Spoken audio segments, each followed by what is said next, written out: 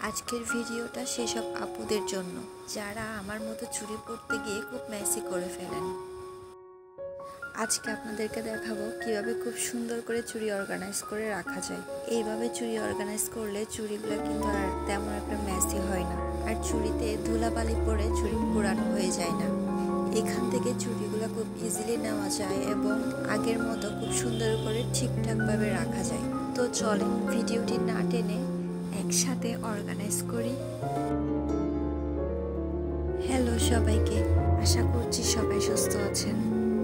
তো এরকম একটা বক্স নিয়ে আমি বক্সটা খালি করে নিচ্ছি।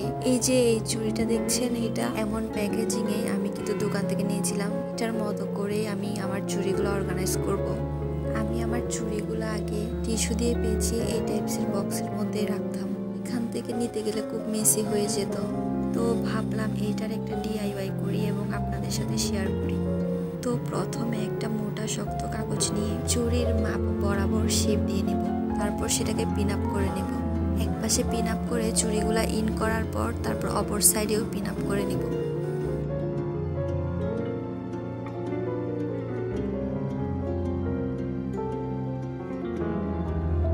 এখন এরকম ঠিক একটা পলিথিন নিয়ে চুড়িগুলাকে ভিতরে ইন করে খুব স্মুথলি সুন্দর মতো পেঁচিয়ে নেব। এই যে দোকান থেকে কেনা চুড়ির প্যাকেজিং এর মতোই লাগছে না? আমি একইভাবে আরো একটি আপনাদেরকে দেখিয়ে দিচ্ছি। যদিও আমার এত চুড়ির কালেকশন নাই, তারপরেও যা আছে তা দিয়ে আইডিয়াটা আপনাদের সাথে শেয়ার করলাম। আর আমার এই আইডিয়াটা কেমন লেগেছে আপনাদের, সেটা আমাকে কমেন্ট করে জানাতে পারেন।